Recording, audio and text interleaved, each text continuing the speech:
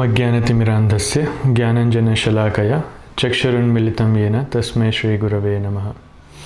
नमो विष्णुपादाय कृष्णपृष्ठाय भूतले श्रीमते भक्तिवेदान्तस्वामिनिति नामिने।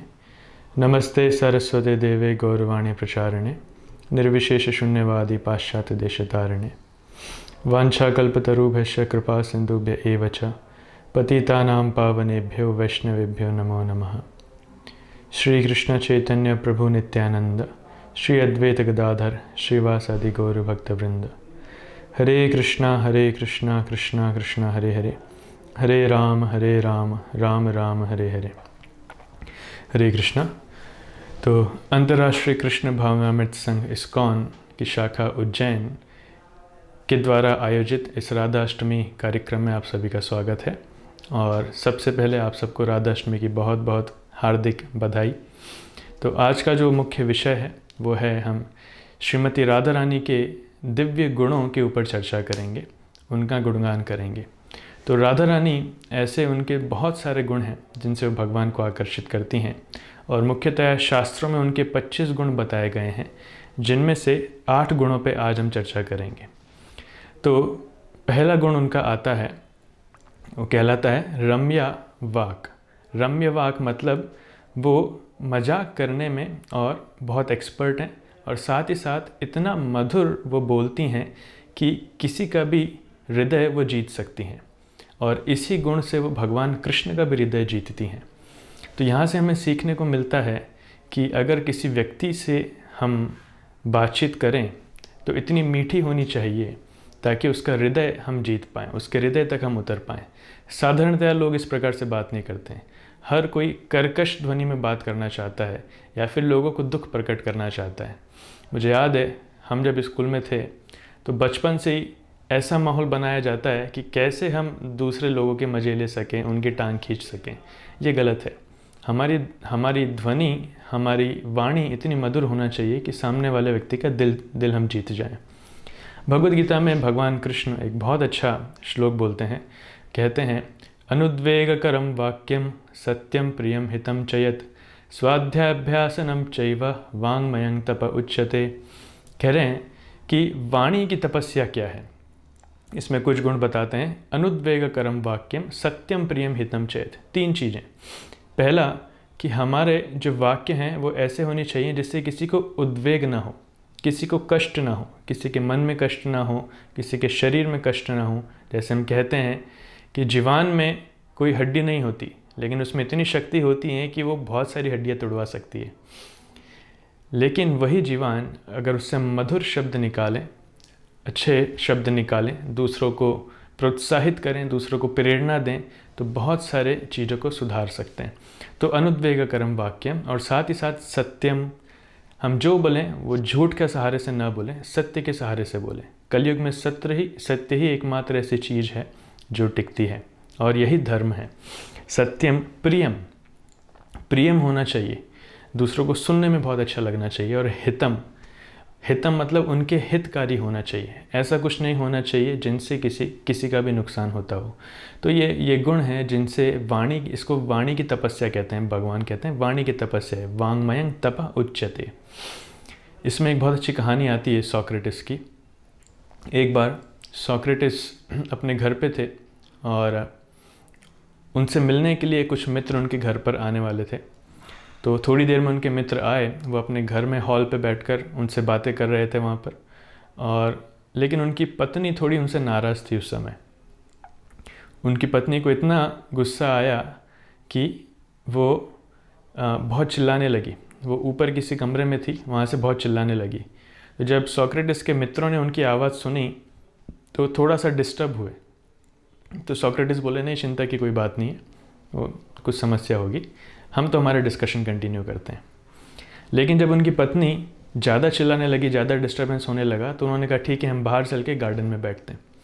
तो बाहर लेके जाने लगे, और जैसे उनकी पत्नी ने देखा कि उठ करके बाहर जा रहे हैं, वो फटाफट आई पानी की एक बाल्टी अपने हाथ में लेकर, और बाहर गैलरी से देखा, जैसे वो गेट के बाहर निकले, उसने फटाफट पानी की एक बाल्टी सोक्रेटिस के सिर पर डाल दी।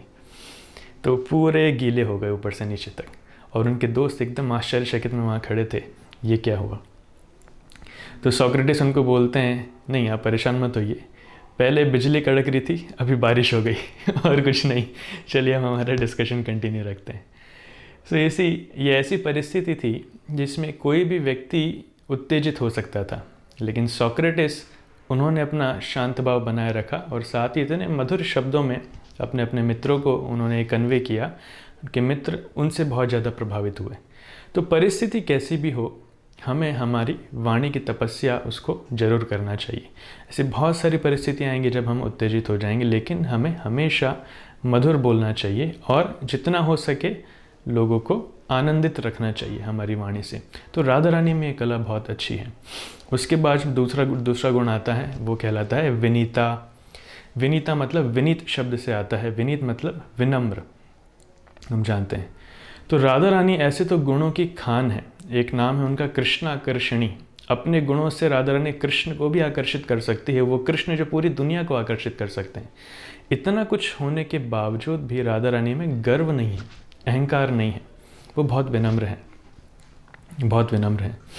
जैसे एक बार एक रिक्शा वाला एक गाड़ी के आगे चल रहा था और उसके पीछे एक कार थी, तो उसने हॉर्न बजाया, वो हट नहीं रहा था। तो पीछे कार वाले को गुस्सा आया, वो गेट से खिड़की से बाहर निकल के बोलता है, ए रिक्शा साइड में लगा। तो हमने भी ऐसा बहुत बार सुना है, देखा है। इसका मतलब क्या है, हम बोल रहे हैं ए रिक्शा, तो मैं कौन हूँ, क्योंकि मैं कार में बैठा हूँ तो अहंकार, मैं कार हूँ।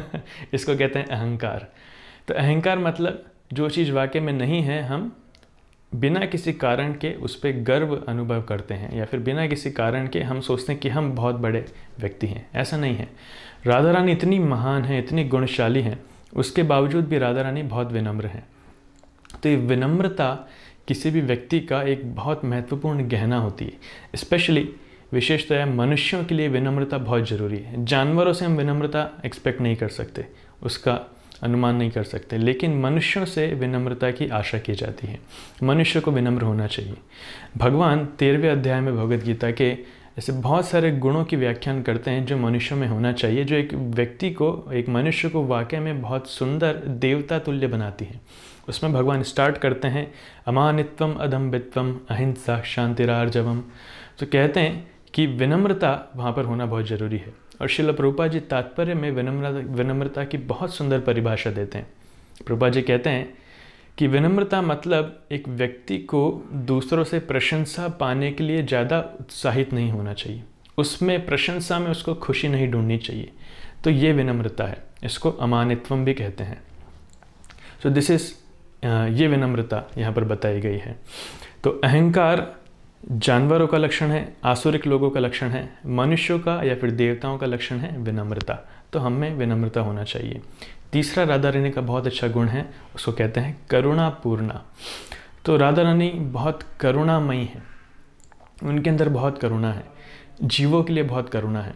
ऐसे कहते हैं एक बार भगवान कृष्ण के दरबार में बहुत सारे लोग आए थे, लाइन से लगे थे, और भगवान एक एक करके सबको प्रसाद दे रहे थे। तो हर एक व्यक्ति आ रहा था, अपना पात्र लेकर आ रहा था, भगवान उसको प्रसाद दे रहे थे। तो एक इतना गरीब व्यक्ति वहाँ पर आया कि उसके पास पात्र भी नहीं था, कोई बर्तन भी नहीं था, कटोरा भी नहीं था। वो ऐसे ही आ गया, खाली हाथ आ गया। तो बहुत देर तक लाइन में लग के जब वो भगवान कृष्ण के पास आया तो भगवान कृष्ण का, आपका पात्र कहाँ है? बोले मेरे पास पात्र तो नहीं है। बोले पात्र नहीं तो फिर मैं कैसे दे सकता हूँ, मैं आपको नहीं दूंगा। तो ऐसा कह के भगवान ने मना किया, लेकिन राधा रानी वहाँ पे पास में खड़ी थी। राधा रानी ने कहा पात्र नहीं हो तो क्या हुआ, इसको मिलना तो चाहिए, प्रसाद तो मिलना चाहिए। ऐसा कहाँ बताया कि पात्र होगा तो ही प्रसाद मिलेगा। इसका मतलब राधा रानी कितनी कृपालु हैं। वो पात्रता अपात्रता का विचार नहीं करती, वो सबके ऊपर अपनी कृपा करती हैं। पात्रता को इंग्लिश में कहते हैं एलिजिबिलिटी। सो वो पात्रता का विचार नहीं करती, सबके ऊपर अपनी कृपा करती हैं। श्रीमद् भागवतम में बहुत अच्छा श्लोक आता है जिसमें कहते हैं कि दया, वास्तविक दया क्या है? दयाया सर्वभूतेषु संतुष्टया येन केन वा सर्वेन्द्रियोपशांताय च तुष्यत्याशु जनार्दनः। ये दया इतना अच्छा गुण है, अगर किसी व्यक्ति के अंदर वो है तो इसके द्वारा वो भगवान को भी जीत सकता है, भगवान को संतुष्ट कर सकता है, भगवान की कृपा प्राप्त कर सकता है। तुष्यति आशु जनार्दना, तुष्यति भगवान को तुष्ट कर सकता है। तो दया या सर्वभूतेषु, सभी जीवों के लिए दया होना चाहिए। तो दया क्या है? किसी को कपड़ा देना, किसी को खाना देना, हाँ वो दया है, लेकिन सबसे श्रेष्ठ दया है हम उसको ऐसी चीज़ दें जिसे प्राप्त करने के बाद उसके सारे दुख खत्म हो जाएं, सारे कष्ट खत्म हो जाएं, सारी परेशानियां खत्म हो जाएं। एक बहुत सुंदर इसमें कहानी आती है। जैसे एक छोटा सा बच्चा अपने पिताजी के साथ मेले में गया। मान लीजिए उज्जैन के कुंभ का मेला था, वो करोड़ों लोग वहाँ पर आते हैं, करोड़ों लोग। और जैसे कुंभ में फेमस है कि बिछड़ जाते हैं, तो वैसे ही वो बच्चा अपने पिताजी से बिछड़ गया। ढूंढ रहे हैं नहीं मिल रहा है, पता नहीं कहाँ चला गया। रात भर बच्चा एक जगह बैठकर रो रहा है। तो कुछ लोग आए, उस बच्चे को रोता हुआ देखकर उनके मन में दया आ गई, तो किसी ने उसे खाने के लिए कुछ दे दिया खरीद करके। किसी ने उसे बोला चलो मैं आपको झूले में झुला देता हूँ। किसी ने देखा अरे इसको ठंड लग रही, चलो इसको कुछ कपड़े दे देते हैं। लेकिन फिर भी क्या इन चीज़ों से बच्चा खुश होगा? नहीं। लेकिन एक व्यक्ति आता है, वो देखता है अरे तुम यहाँ क्या कर रहे हो, तुम्हारे पिताजी तो करोड़पति हैं, तुम उनके लड़के हो, मैं जानता हूँ तुम्हारे पिताजी को, चलो मैं तुम्हें पिताजी के पास लेके जाता हूँ। वो उस बच्चे का हाथ पकड़ता है और सीधा उसके पिता के घर पर लेकर जाता है। और जैसे ही बच्चा अपने पिता को देखता है, एकदम दौड़ कर जाकर उनको गले से लगा लेता है। तो अब बताइए वास्तविक दया क्या है? खाना देना, कपड़े देना, झूला झुलाना, या फिर अपने पिता से मिलवाना? अपने पिता से मिलवाना, पिता का ज्ञान देना, यही वास्तविक दया है। क्यों? क्योंकि पिता तो जीवन भर वहाँ पर हैं, जो उनकी सुरक्षा करने के लिए, जो उनका ध्यान रखने के लिए, उनकी ज़रूरतों को पूरा करने के लिए तैयार हैं। उसी प्रकार से मनुष्य जन्म में हम जानते हैं हमारे वास्तविक पिता हैं भगवान। तो भगवान से मिलाने का जो व्यक्ति कार्य करता है, भगवान से मिलाने के लिए व्यक्ति जो ज्ञान देता है, ऐसी दया जो करता है, वो दया सबसे श्रेष्ठ है। राधा रानी इसी दया को करना चाहती थी, करती थी, और यही दया मनुष्यों से आशा भी की जाती है। तो वास्तविक दया वो है लोगों को ये ज्ञान देना जिससे वो इस जन्म मृत्यु के चक्र से मुक्त हो सके। इसे कहते हैं करुणा। चौथा राधा रानी का गुण है विदग्धा। विदग्धा मतलब वो बहुत बुद्धिमान है, बहुत बुद्धिमान है, बहुत कुशल हैं, बहुत चालाक हैं। भगवान की सेवा करने में वो इतनी बुद्धिमान है, इतनी कुशल हैं कि अलग अलग तरीक़ों से वो भगवान की सेवा करती हैं। ऐसे कहते हैं कि भगवान के धाम में राधा रानी भगवान के लिए जब खाना बनाती हैं तो एक भी डिश रिपीट नहीं होती, एक भी आइटम रिपीट नहीं होता, हर दिन कुछ ना कुछ नया रहता है। सो इतनी बुद्धिमान है, इतनी कुशल है राधा रानी।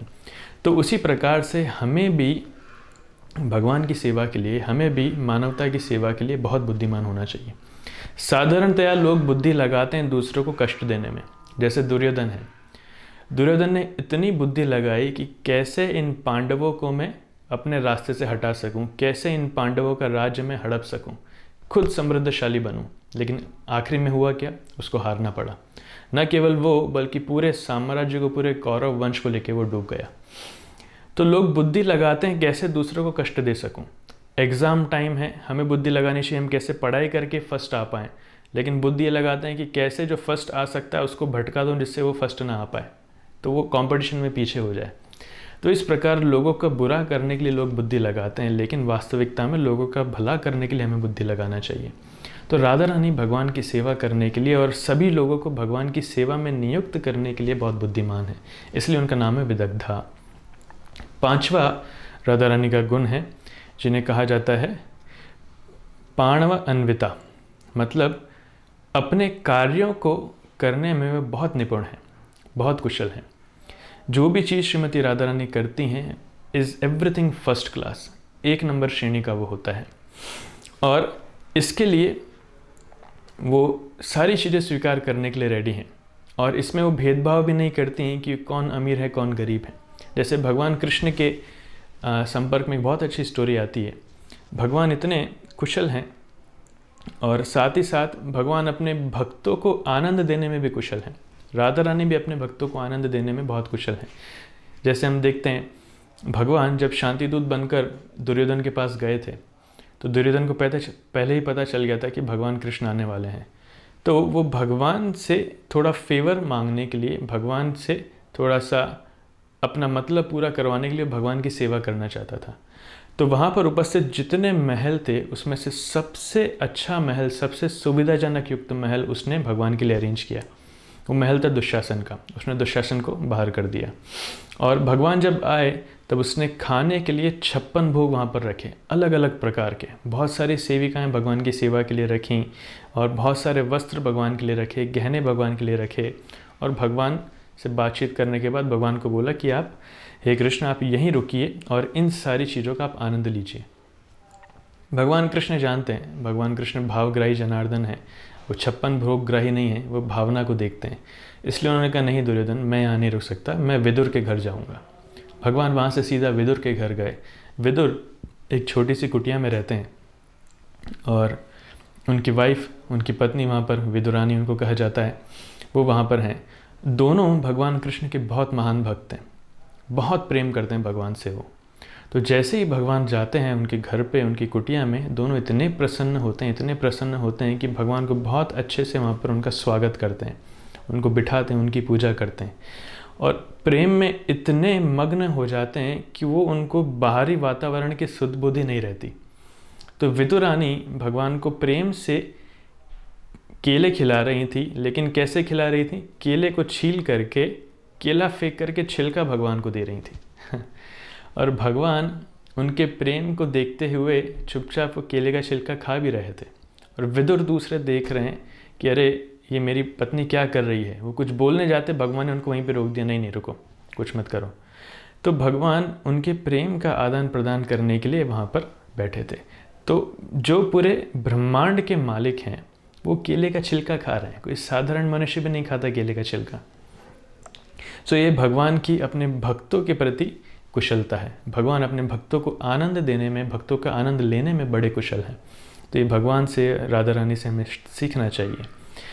और इतना सब कुछ होते हुए भी राधा रानी का जो छठा गुण है वो है कि राधा रानी लज्जाशीला, वो बहुत लज्जा अनुभव करती हैं। She is very shy.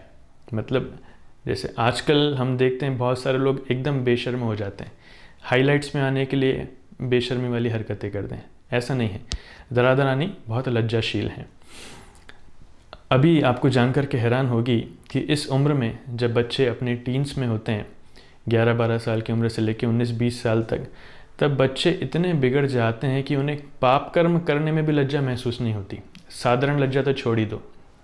जैसे कुछ समय पहले सर्वे हुआ था, उस सर्वे में देखा था कि भारत में 1,82,000 किलो गांजा एक साल में और लगभग 2500 किलो हशीश भारत में सीज हुआ था, जब्त किया गया था। और जो जब्त नहीं हुआ, जो कंज्यूम हो गया था, लोगों ने उसको उपभोग किया, ऐसा पता नहीं कितने लाख किलो था। और हर दिन भारत में 10 सुइसाइड केस, आत्महत्या के केस आते हैं सिर्फ नशे के कारण। लोग नशे से आत्महत्या कर लेते हैं। और दिल्ली में एक सर्वे हुआ था, सिर्फ दिल्ली में, कि उन 9 से 13 साल की उम्र के जो बच्चे हैं उनमें क्या क्या चीज़ें हैं। उनमें बताया जाता है कि उनमें से, सिर्फ दिल्ली शहर की बात कर रहे हैं, 70,000 बच्चे वो किसी न किसी प्रकार का नशा करते हैं। 20,000 तंबाकू खाते हैं, 10,000 शराब पीते हैं, 7,000 दूसरे प्रकार के नशे में हैं, 5,000 कैनोबीज का एक नशे की प्रोडक्ट है उसको कहते हैं, और 800 बच्चे हेरोइन भी कंज्यूम करते हैं, जो इतनी महंगी है। तो कहने की बात यह है कि ये छोटी सी उम्र है जहाँ पर एक व्यक्ति को नेचुरली बड़ों के सामने लज्जा महसूस करनी चाहिए, बड़ों का सम्मान करना चाहिए। वहाँ पर आजकल बच्चे पाप कर्म करने में भी लज्जित महसूस नहीं कर रहे हैं, एकदम निर्लज्ज होकर पाप कर्म करते हैं। बाकी सारी चीज़ें छोड़ दी जाए, तो मैंने सिर्फ छोटा सा एग्जाम्पल दिया, लेकिन ऐसा नहीं होना चाहिए। मनुष्य के गुण हैं, उनको लज्जाशील होना चाहिए। विशेषकर जब हम किसी वरिष्ठ से मिल रहे हैं तो उनके सामने हमें लज्जा होना चाहिए। पाप कर्म कभी नहीं करना चाहिए। इसलिए 7वां राधा रानी का गुण जो है वो है सुमर्यादा। She is very respectful. वो दूसरों का सम्मान करती हैं, हमेशा सम्मान करती हैं, अपने वरिष्ठों का, अपने माता पिता का, अपने अध्यापकों का, छोटों का, सबका सम्मान करती हैं। तो सम्मान करने में लज्जा नहीं होना चाहिए। लज्जा होना चाहिए पाप कर्म करने में, लेकिन हमारे साथ उल्टा है। हम पाप कर्म करने में लज्जा नहीं करते, लेकिन सम्मान देने में लज्जा करते हैं। पैर छूने में भी लज्जा करते हैं, बस यहीं घुटनों के इधर से ऐसे कर लेते हैं। ऐसा नहीं होना चाहिए। बड़ों का हमेशा सम्मान करना चाहिए, और सम्मान देने से एक व्यक्ति छोटा नहीं होता, सम्मान देने से एक व्यक्ति बहुत बड़ा बनता है। भगवान कृष्ण स्वयं सम्मान देते थे। पूरे जगत के मालिक होने के बावजूद भी भगवान कृष्ण सबको सम्मान देते थे। हम जानते हैं राजसूय यज्ञ में भगवान कृष्ण ने कौन सी सेवा स्वीकार करी? भगवान कृष्ण ने सभी अतिथियों के पैर साफ करने की, पैर धुलाने की और उनके जूते चप्पल टेक केयर करने की सेवा स्वीकार करी। भगवान कृष्ण जब भी अपने बड़ों से मिलते थे, जैसे मान लीजिए पांडवों से वो मिल रहे हैं, तो वो कुंती महारानी के पैर छुएंगे, युधिष्ठिर महाराज के पैर छुएंगे और अर्जुन और भीम को गले लगेंगे और नकुल और सहदेव को प्रेम देंगे। तो सभी के साथ भगवान कृष्ण बहुत सम्मान से थे, सबका सम्मान करते। तो भगवान होते हुए जब वो अपनी प्रजा का सम्मान कर सकते हैं, वो जीव जो उनसे सृष्टि हुए हैं उनका सम्मान कर सकते हैं, तो हम तो तुच्छ मनुष्य हैं, क्या हम दूसरों का सम्मान नहीं कर सकते? बिल्कुल कर सकते हैं और करना भी चाहिए। सम्मान देंगे तो सम्मान मिलेगा, सम्मान नहीं देंगे तो कौन हमारा सम्मान करेगा? तो राधा रानी बहुत सम्मानीय हैं क्योंकि वो सबको सम्मान देती हैं, सुमर्यादा। और 8वां जो राधा रानी का गुण है वो है धैर्य। धैर्य राधा रानी में बहुत है, उत्तेजित नहीं है, धैर्य उनमें बहुत है। इंग्लिश में कहते हैं कामनेस।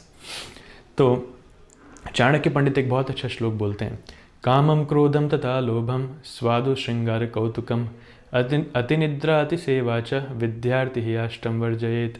तो 8 चीज़ें विद्यार्थी के लिए मना की जाती हैं, निषेध हैं, जिसमें है कामम, कामना वासना में लिप्त नहीं होना चाहिए, क्रोधम, क्रोध नहीं करना चाहिए, लोभी नहीं होना चाहिए, पेट के लिए, जिह्वा के लिए ज़्यादा कार्य नहीं करना चाहिए, स्वादु मतलब जीवान के लिए लोग आजकल इधर उधर बहुत जगह जाते हैं, श्रृंगार, ज़्यादा शरीर को श्रृंगार नहीं करना चाहिए, कौतुकम, ज़्यादा खेलने में नहीं लगना चाहिए, अति निद्रा, ज़्यादा सोना नहीं चाहिए, अति सेवाच, ज़्यादा कष्टकर कार्य नहीं करना चाहिए।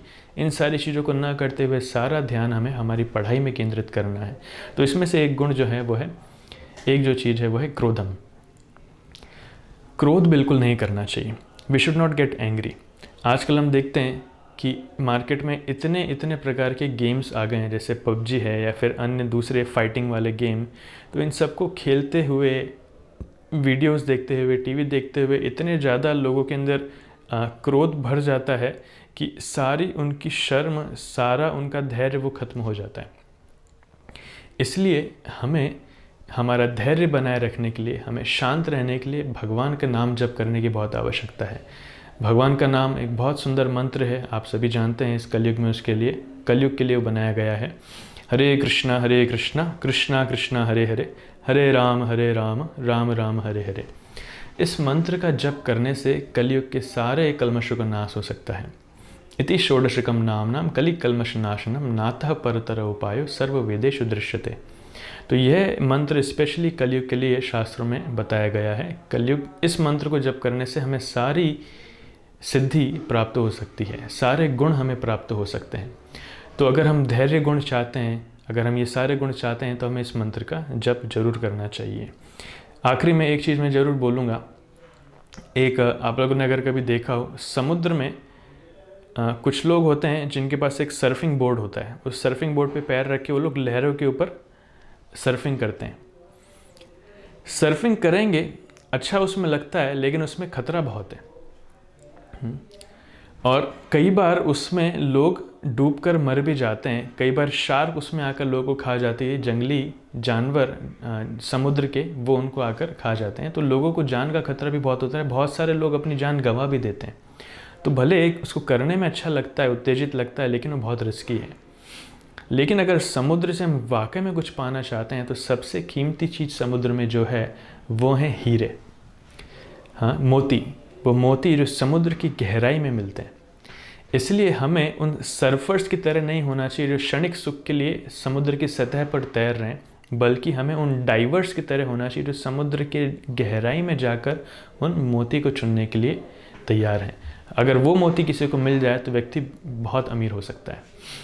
उसी प्रकार से इस मनुष्य जीवन में हमें सतह पर रहकर इंद्रिय तृप्ति के सुख में नहीं भोगना चाहिए कि ठीक है चलो कुछ गेम खेल लेते हैं, हम मूवी देख लेंगे या फिर बैठ के लोगों के साथ मस्ती मजाक कर लेंगे। ठीक है, वो सब भी ठीक है, लेकिन मनुष्य जीवन किस लिए मिला है, उसमें कितने सारे गुण हो सकते हैं लोगों के भले के लिए, भगवान की प्राप्ति के लिए, भगवान को समझने के लिए। ये सारी चीज़ें हमें उस मानव जीवन में बहुत गहराई तक जाने से, हमारे हृदय में गहराई तक जाने से मिलेंगी। तो इसलिए हमें इन चीज़ों के पीछे जाना चाहिए। तो ये 8 गुण हैं जो हमें राधा रानी से सीखने चाहिए। तो इन 8 गुणों के द्वारा राधा रानी भगवान को आकर्षित कर पाई। उसी प्रकार से अगर हम इन गुणों को हमारे चरित्र में लगाने का प्रयास करेंगे, उतारने का प्रयास करेंगे, तो निश्चित रूप से भगवान की कृपा भी हमें प्राप्त होगी, भगवान का आकर्षण भी हमें प्राप्त होगा।